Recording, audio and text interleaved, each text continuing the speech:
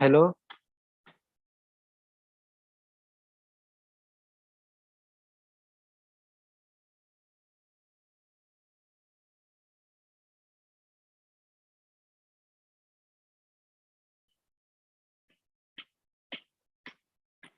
hello, hello. Good evening, all. Today from 4 to 5, we are having interview preparation session. So let's start with the first question. Mm, so first question is will be like why R is used in a data visualization. I'll give you 2 minutes. Please respond.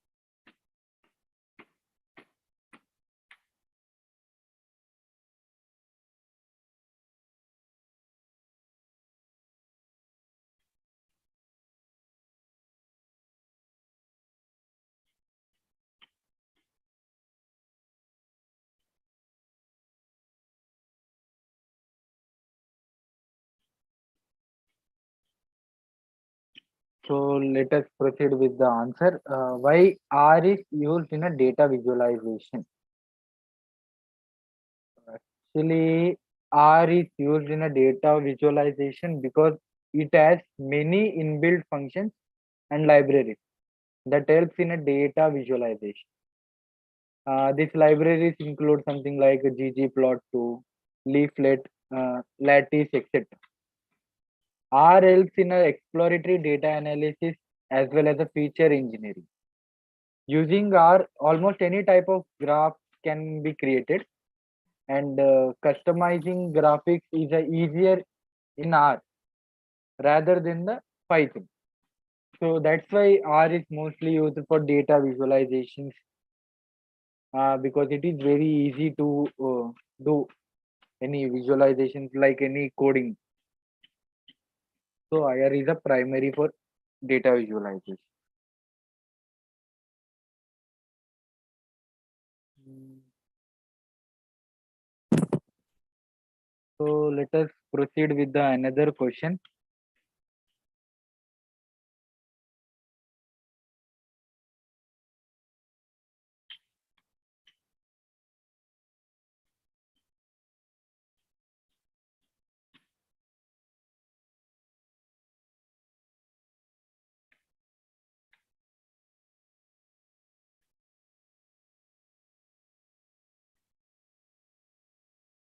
Yeah, another question is how to deal with unbalanced binary data or unbalanced binary classification. You can consider.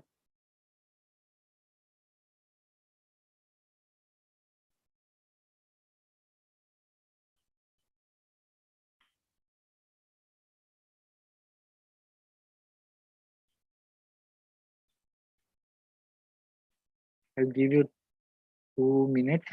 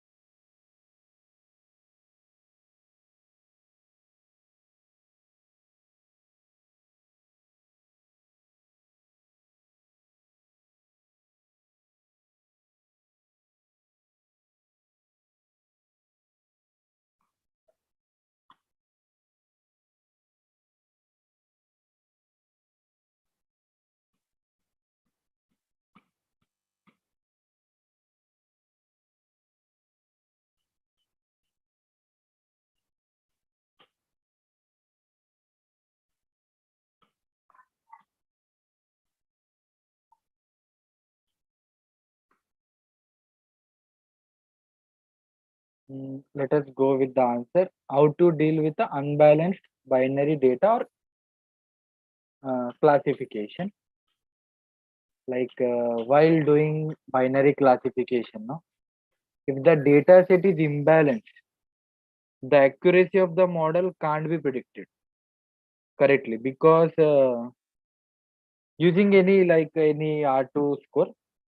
For example, if the data belonging to one of the two classes is very less in quantity as compared to the other class, the traditional accuracy will take a small percentage of the smaller class. If only 5% of the examples are belonging to the smaller class and the model classifies all the outputs belonging to the other class, the accuracy will be around 95%, but this will be wrong. To deal with this, we can do some of the following things like use other methods for calculating the model performance, like precision score, recall score, F1 score, etc. Or next thing, or you can also do something like resample the data with the techniques like undersampling and oversampling. You can also use something k-fold cross validation or using ensemble techniques, something like bagging, boosting, XG boost, etc. We can do or deal with the imbalanced data.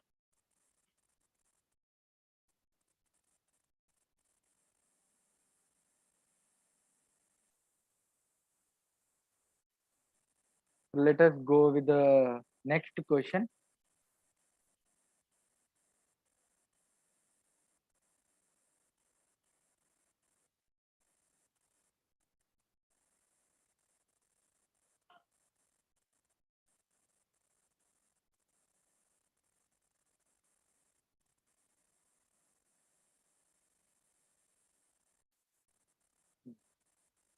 What is the difference between box plot and Instagram? Please, we have 2 3 minutes.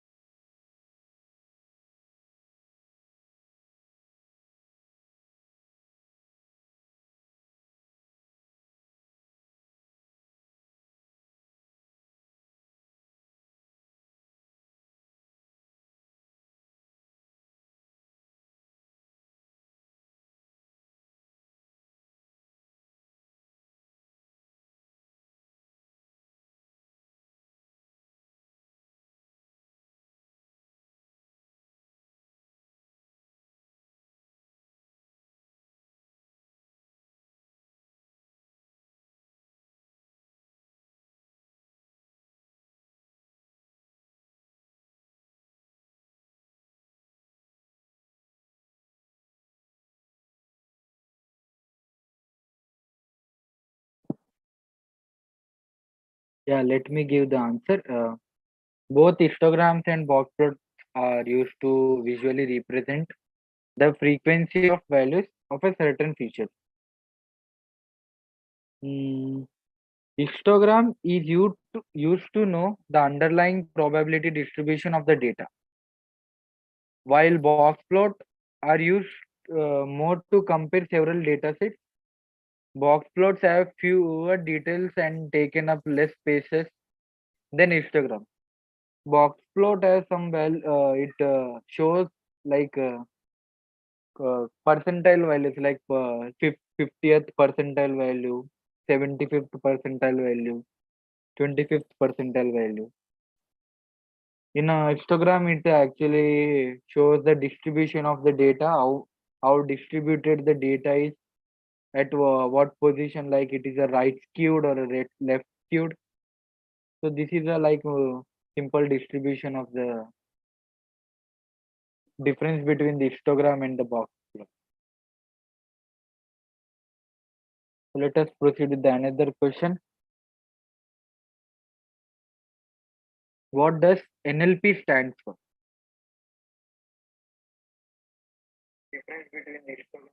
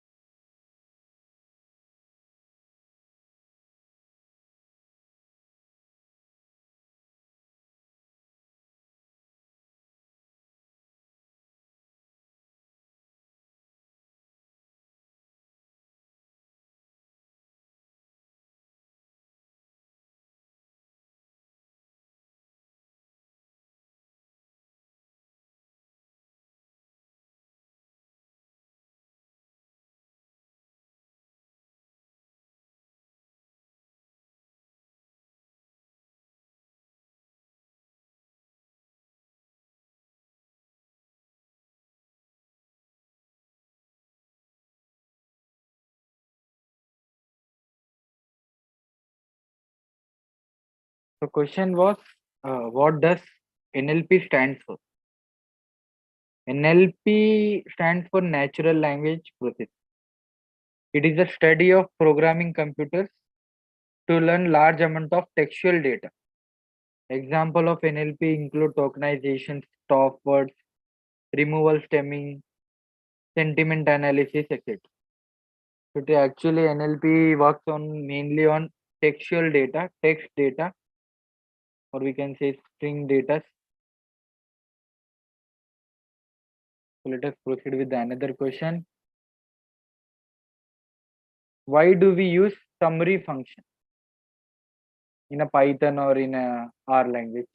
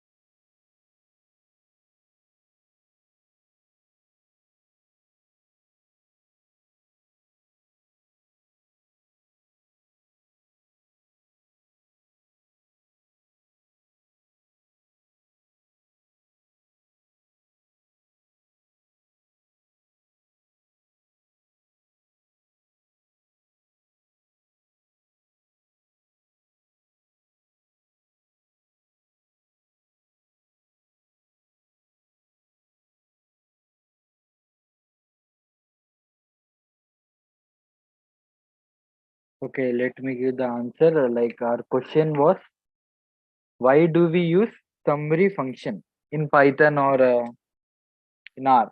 Like in R we use summary function and in Python we use describe function. So what is the use of that function?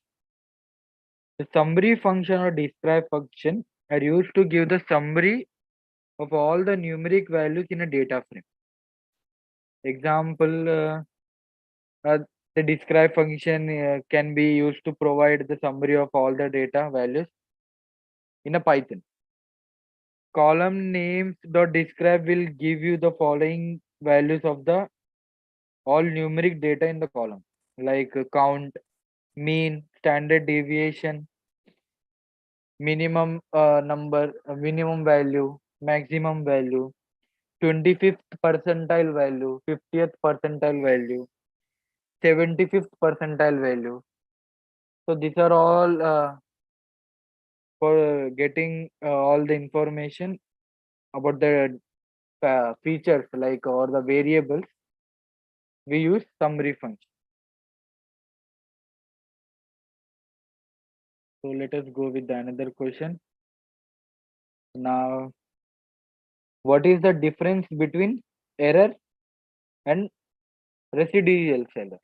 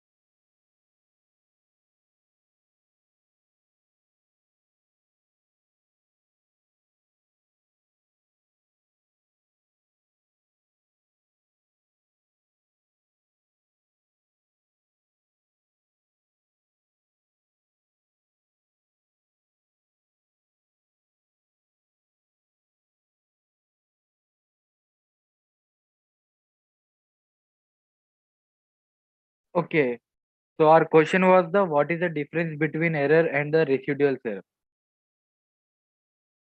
So an error refers to the difference between the predicted value and the actual value. The most popular means of calculating errors in a data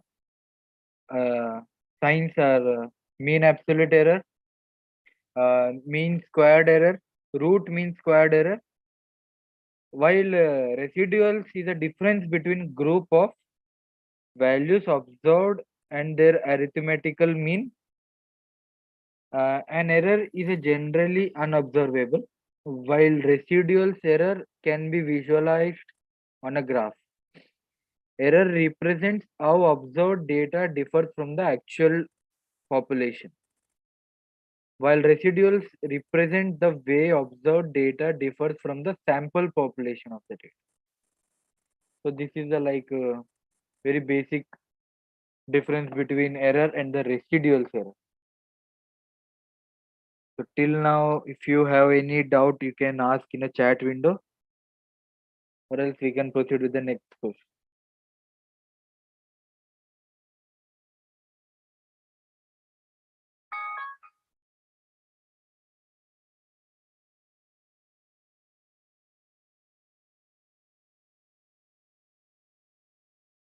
Okay, let us proceed with the next question.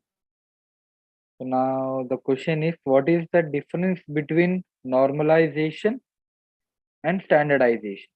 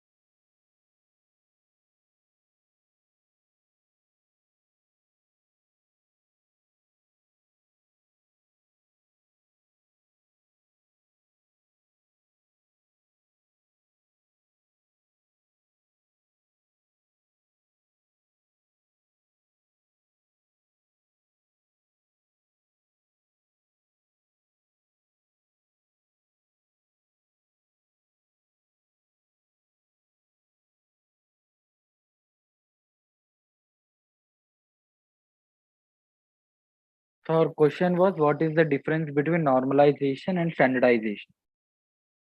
So normalization is also known as min-max scaling.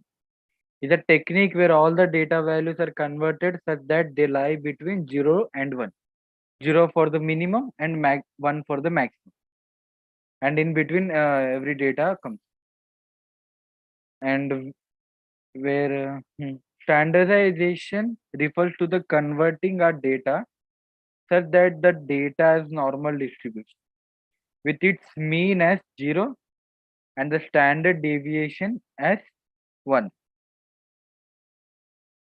So while normalization rescales the data into range from 0 to 1, standardization ensures data follows standard normal distribution.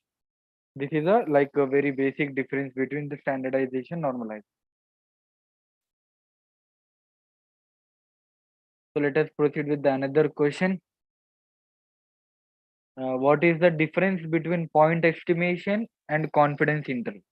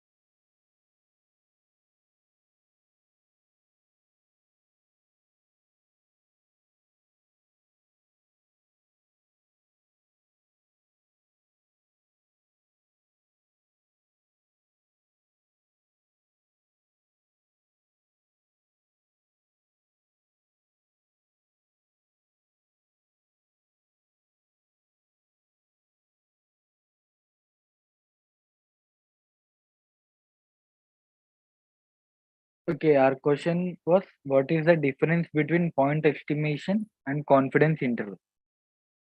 Point estimation gives us a particular value as an estimated of the population parameter. Methods of movement and maximum likelihood estimator methods are used to derive point estimators for a population parameter. A confidence interval gives us a range of values which is likely to contain the population parameter. The confidence interval is generally preferred as it tells us how likely this interval is to contain the population parameter. This likeliness or a probability is called confidence level or confidence coefficient, and it is represented by 1 minus alpha, where alpha is the level of significance. So, higher the confidence interval, the more accurate we can say.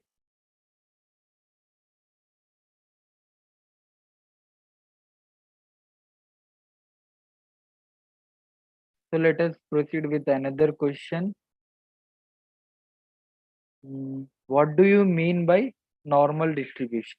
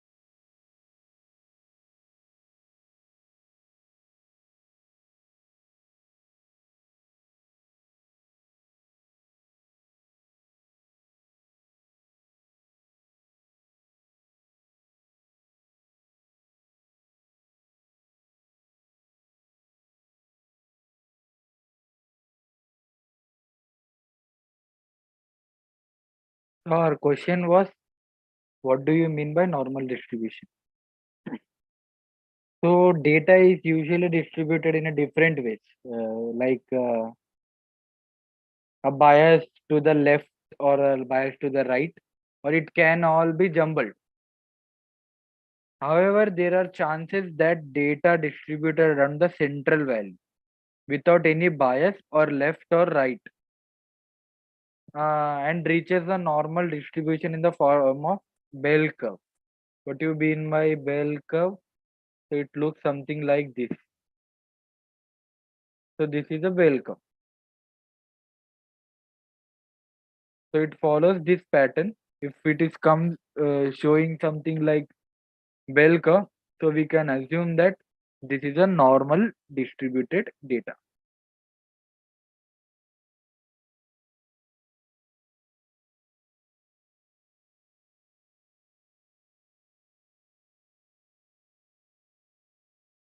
Let us go with the another question. Mm, What is a p-value?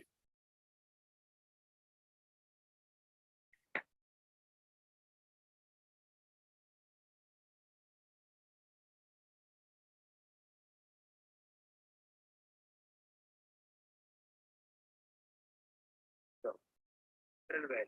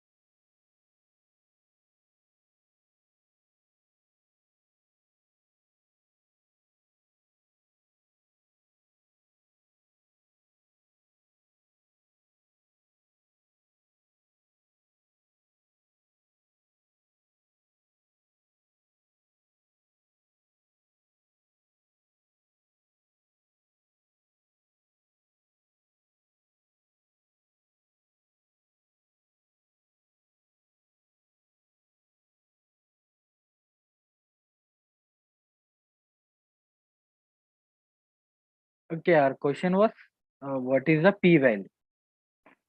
So when you perform a hypothesis test in a statistics, p-value can help you to determine the strength of your result. P-value is a number between 0 to 1, like 0 to 1.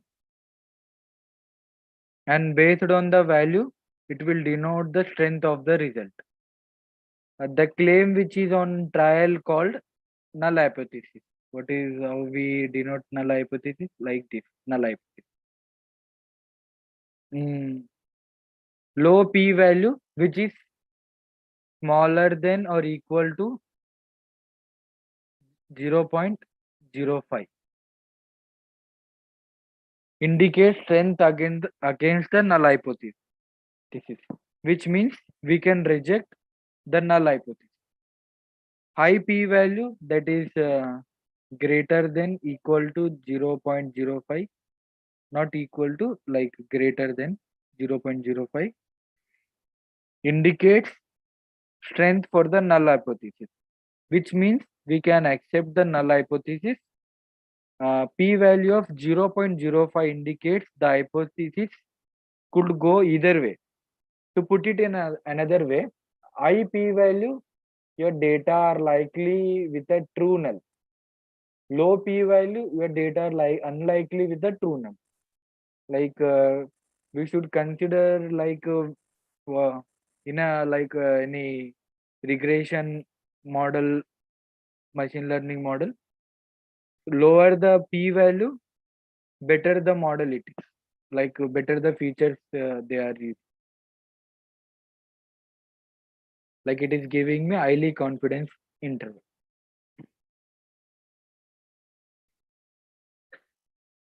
So let us proceed with another question.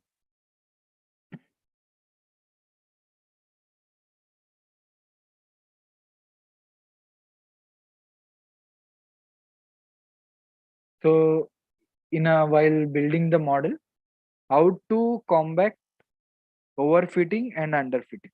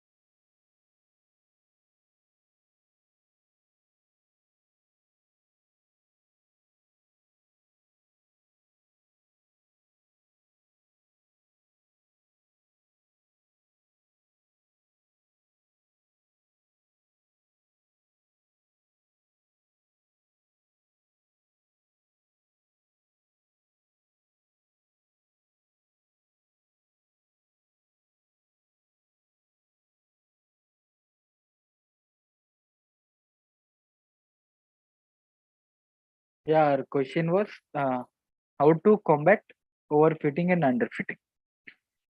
To combat overfitting and underfitting, you can resample the data to estimate the model accuracy. Like k-fold cross validation is the best technique uh, to solve the overfitting or underfitting problem. And by having a validation data set to evaluate the model. So let us proceed with the next question. What is a regularization? Why it is useful?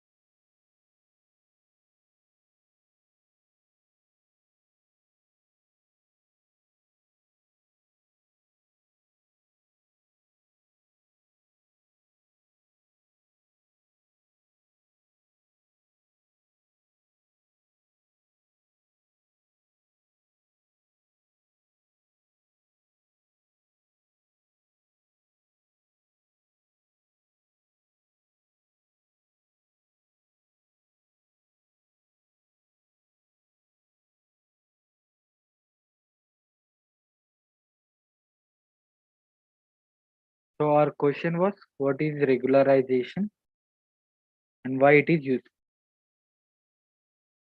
So regularization is the process of adding tuning parameters to the model to induce smoothness in order to prevent overfitting. This is most often done by adding a constant multiple to an existing weight vector. This constant is often L1 or L2. L1 means lasso and L2 means rich. So the model prediction should then minimize the loss function and calculated on the regularized training set. Means it is mainly used for overfitting, to solve overfitting in a short form we can say.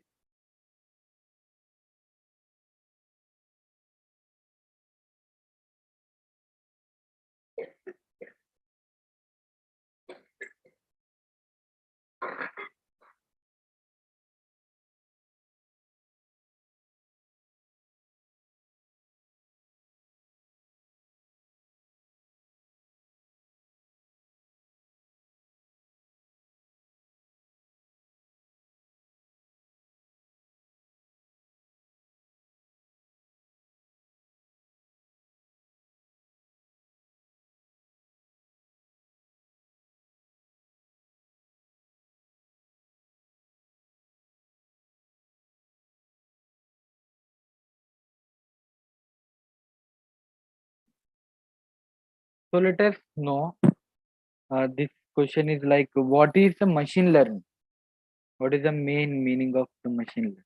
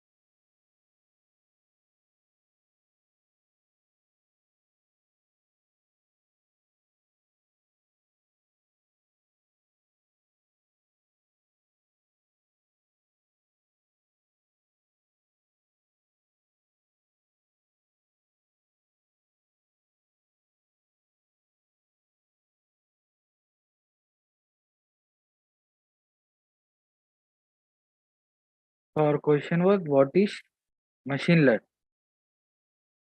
Machine learning, the study explores the study and construction of algorithm that can learn from and make prediction on data closely related to the computational statistics used to devise complex models and algorithms that lend themselves to the prediction, which is commercial use, is known as predictive analytics. Given below, okay. So machine learning is like uh, mainly used for prediction model, like teaching the machine how to predict something and how to do some analysis thing. So next question is related to machine learning. So what is supervised machine learning?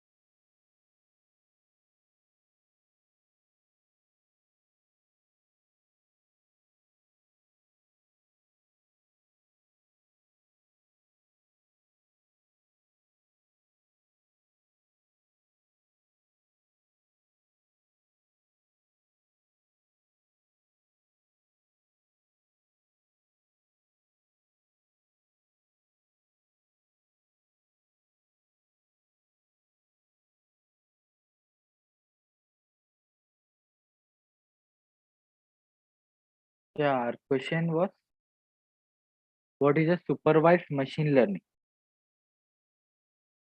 So supervised machine learning is a machine learning task of inferring a function from labeled training data. So what is mean by labeled training data? Labeled which has output data. Means we will have input data as well as output data. Input data which predicts output data. So this is a like supervised machine learning is mainly used for predicting.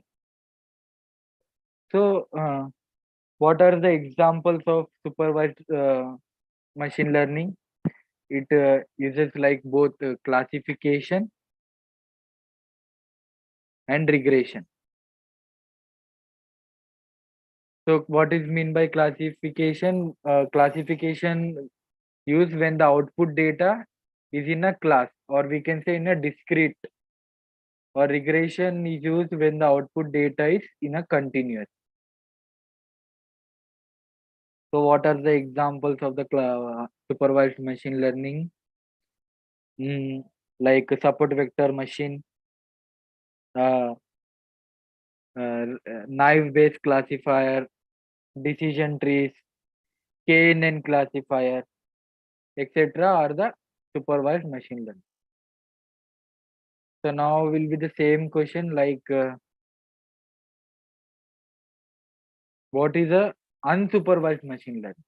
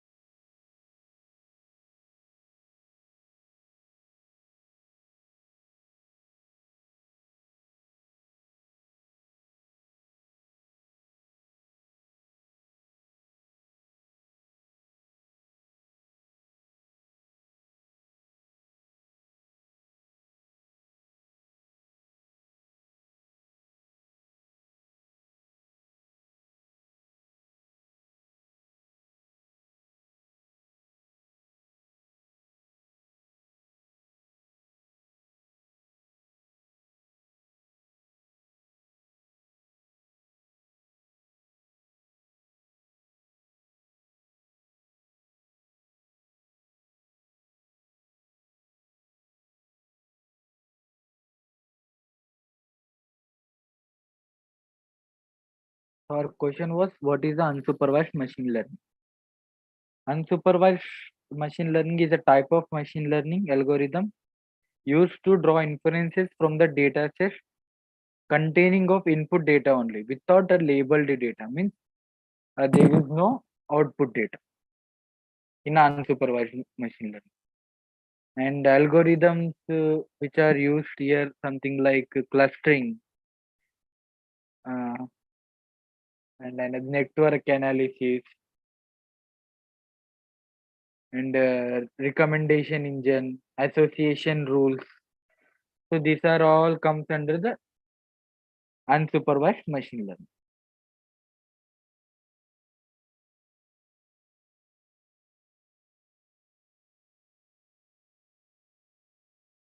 So next question will be what is a knife in a knife based algorithm?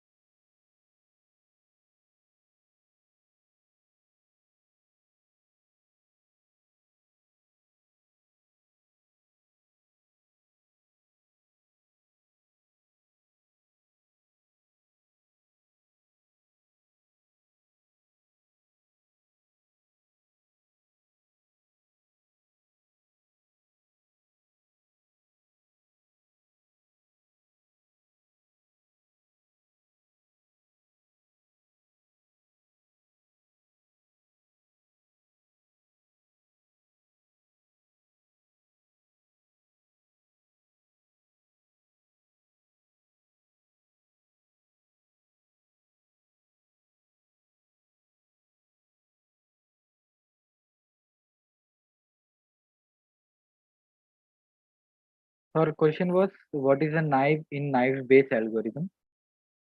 The knife based algorithm is based on Bayes theorem. Bayes theorem describes the probability of an event based on prior knowledge of a condition that might be related to the event. But the algorithm is a naive based algorithm. So naive in a naive stands for because it makes assumption that may or may not turn out to be correct. So this is why it is given as a nice basic algorithm. So we will stop it here. We will meet again tomorrow and do preparation again. Okay, thank you all.